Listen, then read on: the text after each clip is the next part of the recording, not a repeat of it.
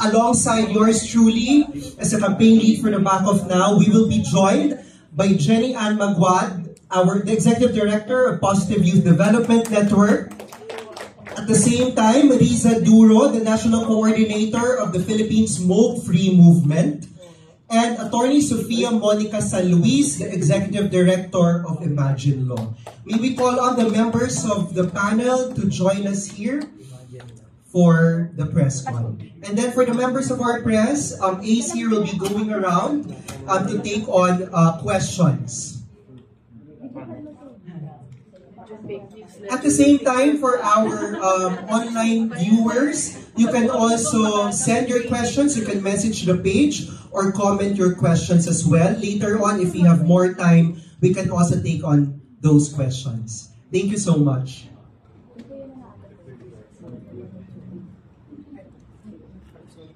So we can now begin. Thank you.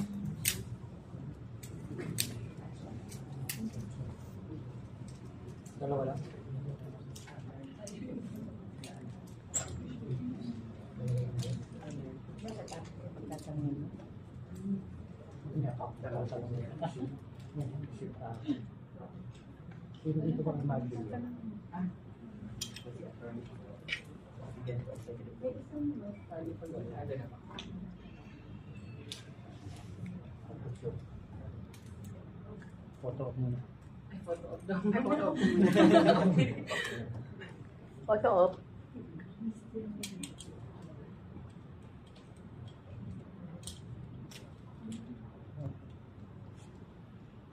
Sa'yo din po ba kami? Hindi po namin na-ready so. Hindi ako nag-ready. O, tapos sayaw.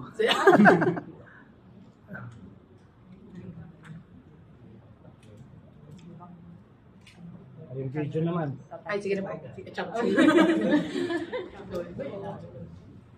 Pasayaw sila. Pasayaw. Video eh. Tapos ng video, x-ray. Totoo, very asap. Ano na? Pagkatapos ng video, tapos ng video, x-ray. X-ray. Pwede mo lang i-send yung video kasi may parang theater play pa sila. Na yung grupo po nila. Sige, para ma-play siya every event.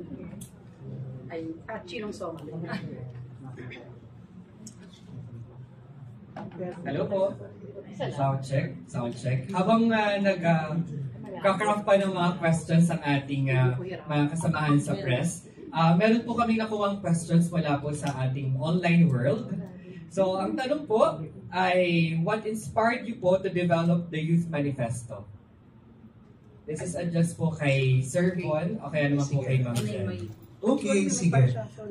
Actually, yung Youth Manifesto is really part of the original plan of the Back of Now. Kasi gusto natin na we get to amplify pa further our impact. And the only way to amplify our impact is if we get to engage more young people actively. So ginawa na natin ito through many of our efforts. No? So we did our Back of Now caravans, Turopa caravans, wherein may mga educational activities tayo na ginawa in many communities of the country.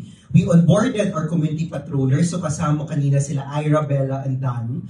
So sila ang ating mga campaigners in the local community, no, which allows us to involve more young people in many areas of the country. And given all of these, sabi namin, we have to amplify further. And for us to be able to do that, kailangan klaro sa ating mga kabataan ng ating pinaglalaban. And this is reflected actually in the manifesto. What we stand for, where we stand as a movement, and how do we want to take it further.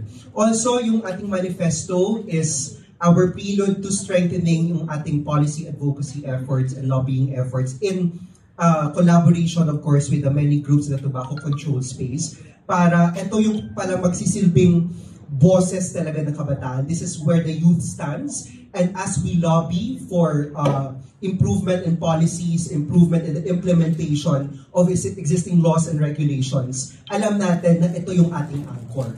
At this will continue for the many months pa and even hopefully until next year because we want to involve as many young people as possible. So right now, actually, the manifesto is now live for individual signatories as well, just so we can be able to get more allies across the Philippines. Thank you so much po. check. Thank you so much po, Kuya Von. May questions na po coming from the press? Meron po. Ayan. Good morning, everyone. Hello. Yes, Good evening po. I'm Philip from Buhay Marino Diario. We cater to seafarers and maritime industry. Puro smokers. Most of them. However po, itatanong ko uli ito sa Imagine Law. Because I have asked this question before. Ano po ang stand ngayon ng syntax?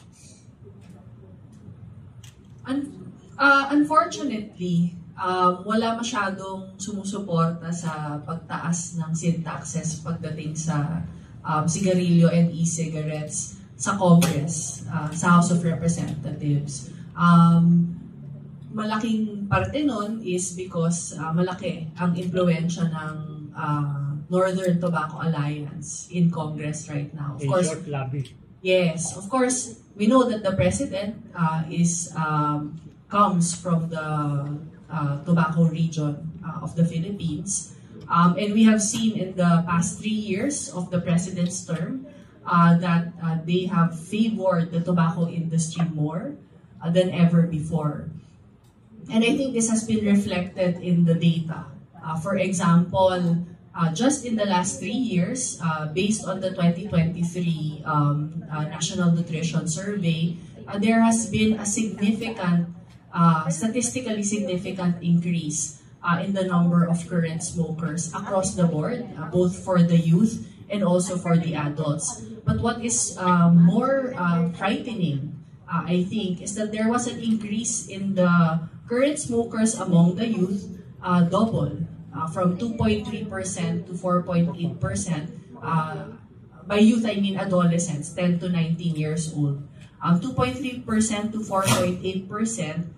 And 40% nitong bilang na ito ay e-cigarettes ang pinagmulan. And kailan ba naipasa yung vape law na talagang very favorable to the industry? Naipasa to noong 2021. So ibig sabihin, nakikita na agad natin yung epekto ng batas na pumapabor sa industriya. Talagang nasa Kongreso ang pagkakasala and nasa Kongreso din yung solusyon. Tama po kayo, sin taxes ang pinaka-impactful na batas na pwede nilang ipasa.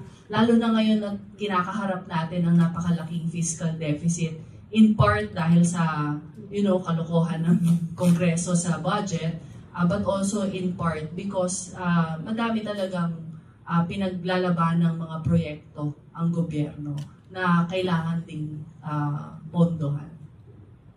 Ma'am, kasi number one pa rin issue pagdating sa northern region is yung excise tobacco tax. Medyo malabo ito eh. Apektado ang mga farmers dito and very few lang ang nakikinabang. Now, again, given this situation, how can we help those those are being affected by this? Tapos yung sa pagdating naman sa issue natin when it comes to tobacco off, ano pa ang dapat natin ano pa ang kailangan nating idagdag sa na-accomplish na natin? Ang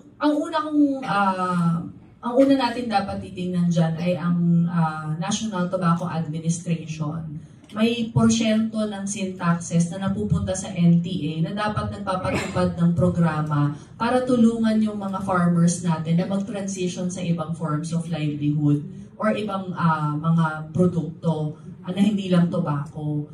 Matagal na itong batas na ito pero unfortunately walang nangyayari. So again, nakikita natin yung failure ng gobyerno natin, di ba? Napakahalaga talaga ng governance, ng good governance pagdating sa kalusugan natin. Kasi kapag ang ating duty bearers ay hindi nag-a-act para i-favor ang ating kalusugan, talagang agad-agad may epekto talaga siya sa kalusugan natin. Ngayon, usong-uso ang usapin ng baha, di ba? Pinag-uusapan natin yung flood control at kung paano nalulunod ang mga Pilipino sa baha. Dahil sa, in part, because hindi nila ginawa ng tama yung flood control. and also because talagang ghost, wala talaga yung flood control. Meron pang isang pagbaha ng mga produktong nakakasama sa kalusugan natin, katulad ng tobacco, na hindi rin tinutugunan ng gobyernong ito. For the past 3 years, walang umuusad ng mga batas sa Kongreso patungkol sa tobacco. Pinangako sa atin ng mga ibang legislators na nag-vote in favor of that vape law na kapag nakita nilang nakakasama to sa ating kabataan, ay babawiin nila itong batas na ito. Isa na dyan sa speech ni Senator Drilon, unfortunately wala na siya sa Senate, sinabi niya kapag nakakasama, babawiin itong batas na ito. Nakita na natin nakakasama siya. 40% ngayon ng nagsisigarilyo ay e-cigarette ang produktong ginagamit. So maliwanag na nasa kamay ng gobyerno kung paano tutugunan itong problema ito. But having said this, ma'am, paano from our end, how do you suppose yung mga dapat naman natin gawin aside from this campaign? Recommend the youth, kasi ako, I've been smoking since I was 12 years old. Tumigil lang ako 4 years ago. Ang nakikita ko kasi dito is yung pagdating sa easy access of these things. Kamukha sa sari-sari store, ngayon may e-cigarette na. Now, another thing is yung 7-Eleven, yung convenience store. Paano kaya natin mapapalitan yung campaign ng retailer o nagtitinda nito mga business? Kasi ginawa nila itong lifestyle. So how are we going to contradict yung campaign nila? Maganda yung ginagawa ng kabataan natin ngayon, no? Madaming spheres of influence na pwede tayong galawan as advocates. Isa na dito dahil nga sinasabi natin yung national government has failed us in the last 3 years pagdating sa tobacco control. The local government is there. So katulad kanina, yung Lucena nagpasa ng ordinansa patungkol sa tobacco control. Sa mga ordinansang ito, pwede nating i-ensure na ang civil society at ang kabataan ay may partisipasyon hindi lang pagdating sa pagbuo ng polisiya, pero pati sa pag-enforce. So, ang example halimbawa ng Baguio is that even civil society can participate in the enforcement of the tobacco control law. Kasama sila sa task force, pwede silang mag-report. Itong mga mekanismong ito ay dapat napapaloob sa polisiya. Bukod pa dito ay, of course, tinatawagan natin ang civil society na i-amplify yung boses ng ating mga kabataan. Tayong mga adults, kaming mga adults, yun yung role namin. Kasi, wala akong sinabi ko.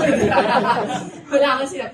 Tayong mga adults, dapat ina-amplify natin itong very clear na panawagan ng kabataan na sana tugunan naman kasi sila yung nagmamana ng problema na kinecreate ng gobyerno natin. Hindi lang pagdating sa tobacco, pati itong misuse ng funds natin na sana ay para sa kalusugan natin na pupunta sa kung ano-anong ano. Sila yung magmamana ng problema na yun. So dapat pinutulungan natin sila na naririnig sila ng gobyerno.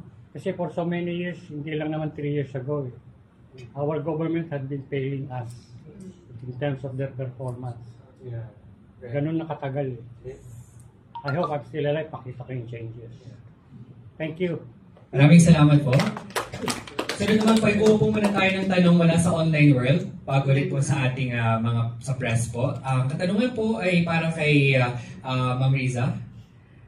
Paano nyo daw po epektibong na-engage po ang iba't ibang mga youth groups and communities sa Pilipinas pagdating naman sa usaping tobacco control? Hello po. Pag tobacco control, nagsimula yung PSFM noong 2020, gitna ng pandemic. So, pinasok natin yung online world. So, sa online world, dahil nga gitna ng pandemic yung pagkabuo ng PSFM, online tayo nagbibigay ng mga informasyon para sa mga kabataan sa tobacco control. Pagbibigay ng mga, halimbawa, information na, pero ngayon nag-shift na tayo going to vaping kasi ngayon nagkakaroon ng misinformation na mayroon tayong statistics ngayon na bumababa na yung gumagamit ng tobacco. Pero yung kabiat nun ay tumataas yung gumagamit ng vaping. Kasi ang tingin nila ay alternative o mas safe ang vaping. So, ang ginagawa natin ngayon ay kinakabit natin ang smoke-free o tobacco control sa vape-free din. Kasi nagkakaroon sila ngayon ng linya. May katawag tayo ng vape-demic, no? So, ang laki niya ngayon, no? Kamakailan lamang binalita na may 1 million new users ng vape at smokers ngayon, no? Sa Pilipinas. At nakaka-alarma siya. Na ang tingin ng mga kabataan ngayon na itong focus din ng PSFM, yung magbigay ng impormasyon, tamang impormasyon sa mga bata sa online world, no? Kasi bukod pa sa pagbibigay ng mga technical at legal na concern, no, sa congressman at sa Senate, ay yung pagbibigay ng impormasyon na never wala, no? Even DOH explicitly said that vape is not an alternative to smoking. So, to tobacco control, to tobacco. So, ayun yung hirap kami ngayon labanan kasi alam ng lahat na masama mag-yosi. Pero hindi alam ng lahat na hindi alternative ang vape. So, kaya naman, no, pupunta kami sa schools at unfortunately, talagang may mga bata. In fact, no, nung isang kwentuhan nga namin sa Pasig City Smoke-Free Task Force, no, nahuli nilang minor, kinukwento ko rin kanina, may nahuling minor, may vape siyang dala. Nung kinausap yung magulang, kinausap yung bata, ang sabi ng bata, yung vape, bili to ng nanay ko. Kasi akala, sabi nung in-interview yung nanay, sabi na, ba't mo naman binilan ng vape yung anak mo? Akala ko po kasi mas safe siya. Sabi kasi sa online, no, sabi kasi sa mga balita ng tobacco industry, no, mas safe at alternative ang vape sa smoking. So, at hindi na natin kailangan lumayo. Lumabas ka lang po dyan, kita mo na yung vape shops. Diba? Dahil pa niya yung mga convenience store na 24/7. So, ngayon, ina-align namin, sabay namin kinakampanya ang huwag kayong mag-yosi at huwag din kayong mag-vape. Dahil hindi yun, pareho yung masama. Pareho kayong papatayin doon. Walang mas safe doon. Pareho yung papatay sa inyo. So, mahirap siyang laban kasi iba-ibang ginagawang tactics ngayon ng vape industry. No? Magagandang packaging, mababangong usok, walang smoke, iba't iba, may ningunguya na lang sa gums, di ba, na iba-ibang tactic to gain more customers from our generation. So, yun, online and then information talaga, drive yung ginagawa. At marami pang dapat i-hitch. Kaya importante yung tobacco campaign, no, yung mga kasama natin na kabataan, mga SKs, no, para palawakin pa yung ating advocacy. Thank you po, Ma'am Riza. I believe may dadagdag po si Ma'am Jen from PYDN. Yes, hello po. So, ito po siguro based on experience namin sa PYDN and also sa Tobacco Off Now na movement talaga. So, unang-una, when we talk about kabataan, ang una natin kailangan gawin talaga is intindihin talaga natin kung sino ba yung target audience natin. No? So, yung nabanggit na kanina ni Ma'am, be where they are. So, meaning when it comes to digital context, nasaan sila ngayon? Ano yung platform na kinoconsume nila? So, kaya makikita nyo po sa Tobacco Off Now, present po kami doon sa top 3 na kinukonsume ng mga kabataan, which is Facebook, Instagram, and TikTok. And also, dahil nga iniintindi natin sila, sinasabayan natin kung ano ba yung mga media, type of media na kinukonsume nila. So, we use memes, we use yung mga, parang mga, for example, sa TikTok natin, parang when we talk about cigarette smoking or vaping, we talk about ano yung multo nyo, pero yung multo pala nila ay isang parang kapaligiran na free from smoke, ganyan. So we use kung ano yung trending din sa mga kabataan. And at the same time, we need to understand ano yung mga mechanisms natin kung paano ma-reach yung young people. Kasi kung tayo lang yung gumagawa, definitely, sa laki ng Pilipinas, we have 40,000 plus barangays, no? Hindi natin yan kaya. So we need to understand ano yung different mechanisms natin of engaging young people. So of course, we have the Sangguniang Kabataan, we have youth organizations, no? May it be school-based, community-based, and even faith-based. Actually, yung mga faith-based organizations, sobrang active po nila sa ganitong advocacies kasi nga, isa to sa nila sa values na pinapangalagaan nila. So, intindihin natin kung ano yung mga mechanisms para we know who to engage. And yun, mas madami pa talaga tayong ma-reach. And lastly, of course, every time we talk about youth engagement and meaningful youth engagement, lagi naman yan nag-stem from dapat kasama sila. So, we don't talk about young people without them. So, kaya po, makikita rin natin na in the Tobacco Off Now movement, yung young people po talaga yung core. So, when we talk about community mobilization, sila yung puso talaga, sila yung core, sila mismo yung nag-lead. So, they're not just participants, but they are leaders of the movement. So, yun po. Salamat po. Mula po sa press, ayan. Ngayon po natin si Sir. Okay. Hello po, Jam Danyo po from the Manila Times. So, kasi nasa isang event ako last September 3 sa Makati.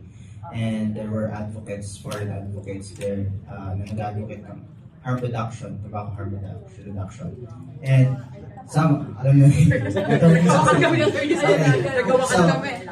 so here's my 2 cents. Kasi sinabi nila doon, first, arrange ng consumer choice. So, doon pa lang skeptical na ako sa mga sinabi nila.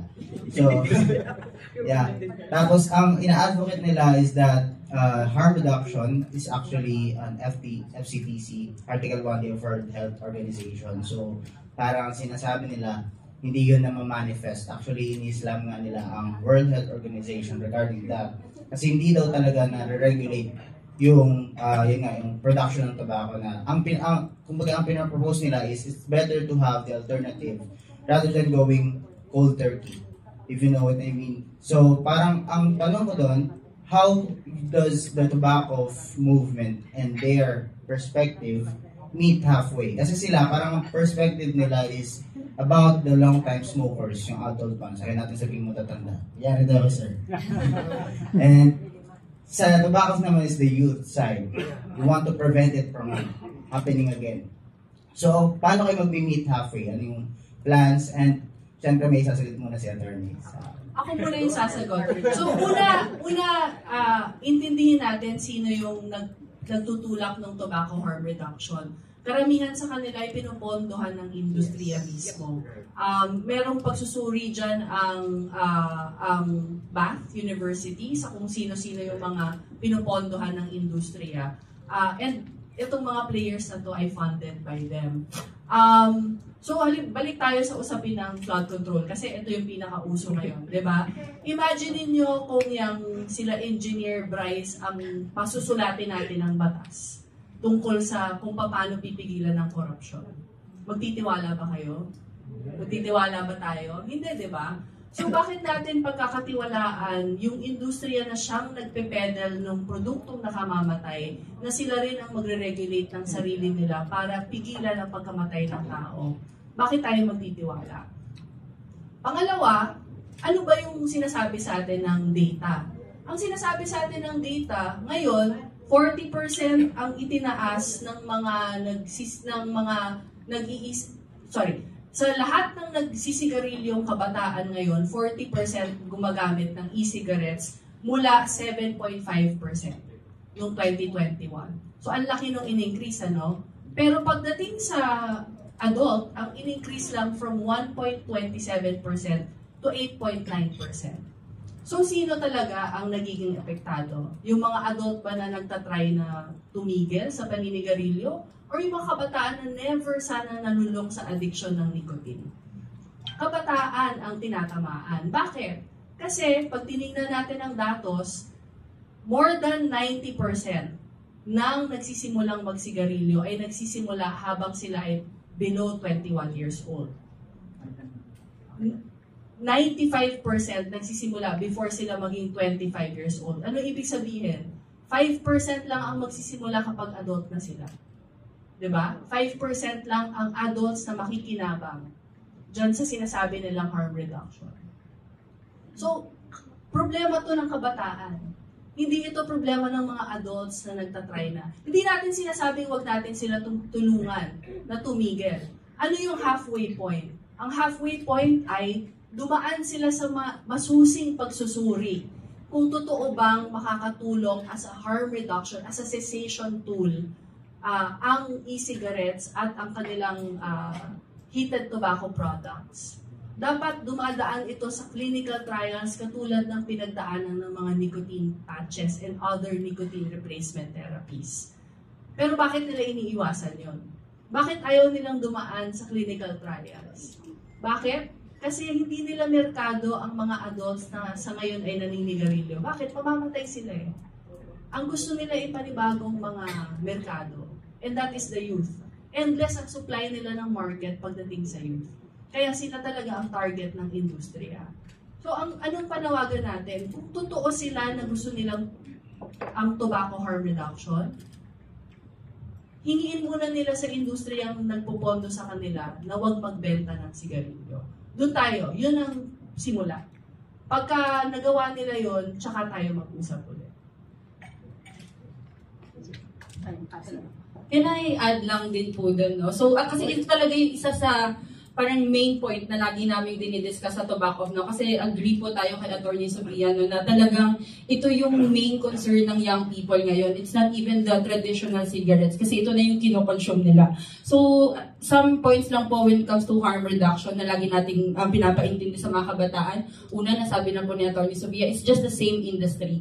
Kung titignan po natin kung sino yung nagpo-produce ng tobacco, they also produce vapes. So, imagine if you're producing vape and cigarette and sasabihin mo na less harmful yung isa, but while still producing the other mas harmful. Pero wala rin po, yun po yung unang point, no? Same industry po yung nagpo-produce. Second point po, wala naman pong research talaga na nagsasabi na less harmful po yung vapes. Kung titignan po natin kung ano yung content ng vapes, that's more than 7,000 chemicals, no? Some of these chemicals na hindi nga natin mabanggit eh. Because some of them talagang, like, proven na carcinogenic, they can cause cancer. So, while wala pa pong extensive research then that are parang magsasabi na kung gaano ka-harmful yung vape, kasi nga parang hindi pa naman siya ganun katagal sa merkado, pero there are signs na po, no, and there are even like confirmed death na po in the Philippines na because of vape. So, hindi po natin masasabi na less harmful siya talaga.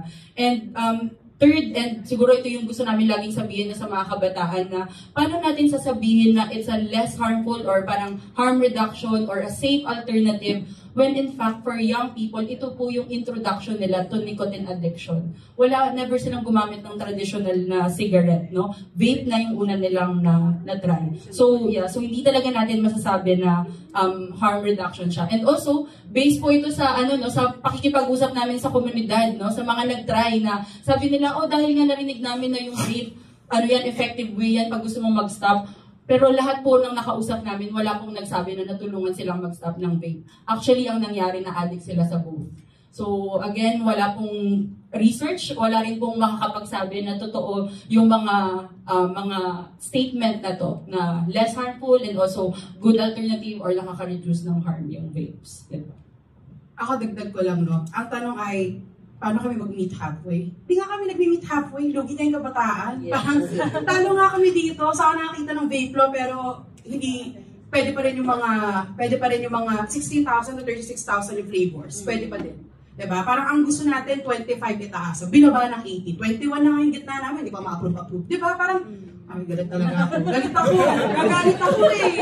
Ginagalit ako ng industry, di ba? Lugi yung kabataan dito. Agree sa lahat ng sinabi ni Atty. Sofia at saka ni Jean, no? Siguro yung malinaw na sagot ay hindi kami papayag na makompromiso kasi compromise na kami. Kaya may mga kabataan nagsasalita, kaya nagpapagod yung mga SK, dapat ang ginagawa ng mga SK nakatutok sa mga gagawin nila kasi may mga national na batas naman. Pero hindi, ibababa pa namin sa barangay namin kasi hindi epektibo, hindi strict yung implementation ng mga batas na naka-implementa. So, again, hindi kami magpapakompromise, compromise kami dito. Lugi talaga ang kabataan dito. Sorry, I'll add points lang about the campaign itself, no? Just to have some clarity perhaps in terms of where the Tobacco of Now movement wants to go. First and foremost, we're more of a prevention campaign rather than cessation. We're really going back to the source and we're targeting 15 to 20, ages 15 to 26. So ito yung pinaka-vulnerable and susceptible to trial. So ito yung first time nagagamit ng any kind of tobacco products. And it is from research, kapag sinubukan mo siya once, the tendency is you will continue using it or you have a high probability of using it in the long run. Kaya we want to, kailangan natin bumalik doon sa age wherein the youth is trying to discover a lot of things and strongly enforce already not only yung the harmful effects of the different tobacco products, but at the same time, the tactics and manipulative and deceptive tactics also of the industry so that they are aware na, ito pala ang ginagawa ng industriya para ma-target kami. Ito pala yung ginagawa ng industriya so that we get to do these different choices. Kasi coming from our one of our interviews when we were talking to the young people about bakit kaya hindi na-address yung problema on tobacco use sa inyong komunidad. Whenever you get to see your friends or your family members using tobacco products or cigarettes, sabi nila, wala na, parang I feel like wala akong magagawa, or I feel like it's their individual choice. No? And ngayon, yung accountability, nalilimit lang siya doon sa mga taong gumagamit and not necessarily to the bigger industry that tries to, orchestrate a lot of these things. And that's something that we want to reinforce, something that we want to make as accessible as possible through the Tobacco of Now movement para maintindihan ng mga kabataan that this is also a bigger fight. Like, yes, individual choice is also important kasi at the end of the day, ikaw naman talaga ang bibili at gagamit. But beyond that, kailangang may pushback, no? Kailangang may assertion from the youth that the industry needs to back off kasi pag nawala itong access na ito, marami ang ating masasave. And that's what we're trying to reinforce since the launch and hopefully in the coming months and hopefully years. Thank you. Ayan. Thank you so much po, Kuya Bon. Sunod po, question. Yeah, Ross Del Rosario from WhatsApp Pilipinas. Yung misinformation kasi matagal na yun eh. Even more than 3 years. Kasi I remember, I was in Davao and there was a same campaign pero hindi ito nag-organize. And they also informed na hindi naman talaga better or alternative ang vape. So matagal ng information to. Pero how come na talagang nagpa-pursue nagpa-persist yung kanyang misinformation? I need data kasi you mentioned meron kayong caravan and then nag-ikot kayo different cities ba? So ano ba yung naging result nito? How many youths ang na-attract ninyo? How many ang nag-join? Did you gather yung tinawag niyo community patrollers? Or nag-elect ba kayo ng mga officers, mga ganon? Paano ba naging arrangement ito? Thank you for the question, sir. Yes, tama ka, no? Yung misinformation and disinformation has been running for many years. In fact, napaka-subtle ng taktika ng tobacco industry kasi ginagawa nila, they create all these different Facebook pages, halimbawa, tapos iba-iba yung names. Halimbawa, Smoke-Free Future or The Burning Truth. Yung mga Burning Truth is actually funded by Philip Morris.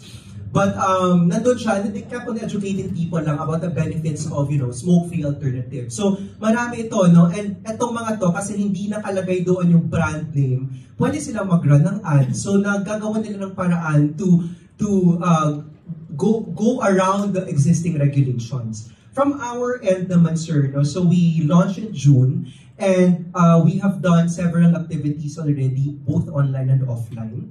And kasama sa ating online efforts was really to engage actively the young people. But sinasamahan yan ng ating mga caravans as well as activities organized by our community patrollers. As of writing, we have already reached around 14 million people, both online and offline, for our campaign. So we're pretty popular on both Facebook and TikTok. No? Siguro kasi we're trying to experiment sa types of content na mas appealing to the young people. We ride along yung mga existing conversations. Like halimbawa, even yung flood control, we try to connect the message to that. So we get to engage more of them. Marami tayong nakakausap online about how the campaign had made them think about quitting, yung mga ganon, and even the problems that they have about quitting. So marami tayong nakikitang ganon. But at the same time, in terms of community engagements, we have already engaged over 3,000 people offline as well. So in every community that we get to visit, we have this 2-hour educational activity talaga wherein we talk about the tobacco industry interference, yung debunking yung messages when it comes to the healthier alternatives narrative ng tobacco brands, and at the same time ano yung pwedeng magawa ng ating mga kabataan. Plus,